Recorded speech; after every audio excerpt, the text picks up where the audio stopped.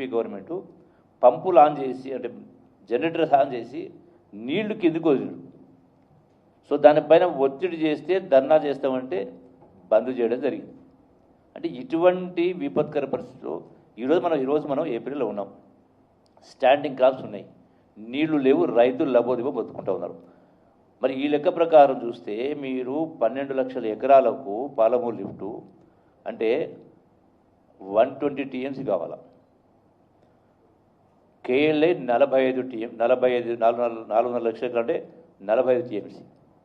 అంటే ఇది ఆర్దడికే వస్తుంది ఈ లెక్క ప్రకారం ఇస్తే కూడా. వెట్టు కాదు, ఆర్దడికే డ్రై క్రాప్స్. మరి చాలామంది రైతులు వివిధ కారణాల వల్ల వరి వేస్తూ ఉన్నారు. అంటే డబుల్ రిక్వైర్మెంట్. అంటే 16 లక్షల కంటే 320 టీఎంసీ కావాలా రిజర్వాయర్స్. లేనప్పుడు మరి రిజర్వాయర్స్ వద్దు అంటే ఎవరు రాజకీయం చేస్తున్నట్టు? ఉల్టా చోర్ కోత్వాల్ గుడ్డ అంటున్నట్టుగా మీరే మాట్లాడుతున్నారు. రెండవది, ఈరోజున మరి దీనికి తోడు మేము గొప్పగా మాకే తెలివితేటలునే, ఇంకెవ్వరు మేమే మేధావులం, ఇంకెవరు కాదు, మామాలలో మేమిద్దరమే మేధావులం, ఇంకెవరికి ఏం తెలియదు అనుకుంటే తెలివి ఒక్కరి సొత్తు కాదు. దీనికి తోడు మూలిగే నక్క మీద తాటిపడబడ్డట్టుగా రాష్ట్ర విభజన జరిగినప్పుడు రాష్ట్ర విభజన చట్టంలో కృష్ణా నీటి పంపకాలకు సంబంధించి విభజన చట్టంలో బైఫర్కేషన్ యాక్ట్లో ఎన్ బ్లాక్ కృష్ణా వాటర్ను అలాట్మెంట్ చేశారు. అంటే 811 టీఎంసీ ఉభయ రాష్ట్రాలకు కలిపి అని అలాట్మెంట్ చేశారు. మీరేం చేసిండ్రు 10 సంవత్సరాలు?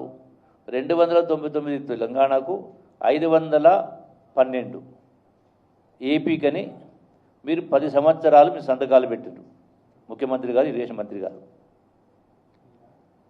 అంటే మీరు లేని హక్కును కల్పించేటువంటి ప్రయత్నం చేశారు. దానికి తోడు ఇప్పుడు రిజర్వాయర్ కడతా ఉంటే, రిజర్వాయర్ కోసం చేస్తూ ఉంటే మేమిచ్చిన జీవో కాదు, గత ప్రభుత్వం. ఒక్క రిజర్వాయర్ కాదు, 20 రిజర్వాయర్ పేర్లు కూడా అవుతాను.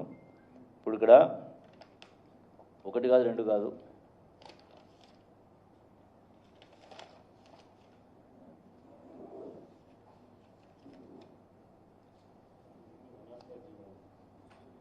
జీవోలు చాలా ఉన్నాయి. 20 రిజర్వాయర్. అంటే మరి మీరిచ్చిన జీవో ప్రకారం రిజర్వాయర్ కడతా ఉంటే అలా వద్దని మాట్లాడుతూ ఉంటే ఎవరు రాజకీయం చేసినట్టు లెక్కకు వస్తుంది. ఇదొకటి. దీనికి తోడు మేము గొప్పగా ఉద్ధరించినాం, మేమే ఉద్ధరించినాం, మీరేం చేయలేట్టు మాట్లాడారు. అంటే పాలమూరు జిల్లా రైతాంగాన్ని మేమే ఉద్ధరణ, ప్రాజెక్టు మొత్తం మేమే కట్టినట్టు మాట్లాడుతున్నారు.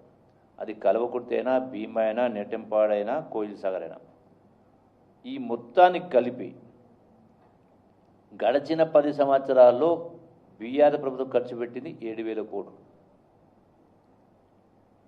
కాంగ్రెస్ ప్రభుత్వం డాక్టర్ వైఎస్ రాజశేఖర రెడ్డి గారి ప్రభుత్వం ఖర్చు పెట్టింది 8,000 కోట్లు ఖర్చు పెట్టింది. రైట్.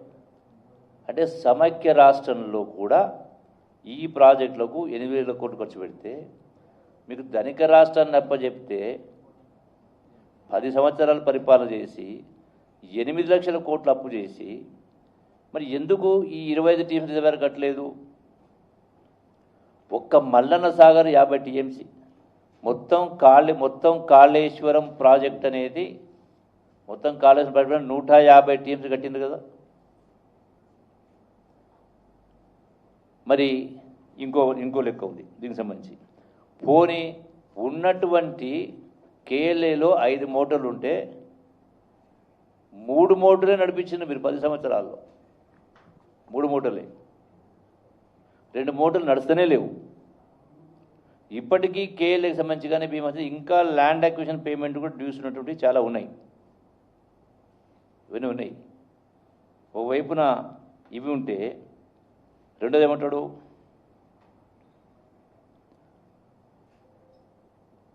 తలకాయ మీద మెడకాయ ఉన్నోడు మాట్లాడే మాటనైనా నడువు మాట హరీష్ రావు గారు.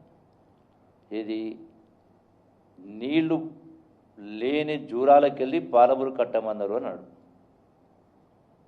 శ్రీశైలంకి ఎందుకు కట్టిండ్రు అని ఇలా కాంగ్రెస్ ప్రభుత్వం, మా ప్రభుత్వం కానీ ముఖ్యమంత్రి గారు మాట్లాడినా, ఉత్తమ్ కుమార్ గారు మాట్లాడినా అది పొరపాటు చేసిందనే మాట వాళ్ళు మాట్లాడితే తలకాయ మీద మెడకాయ మీద మాట్లాడినా అన్నాడు.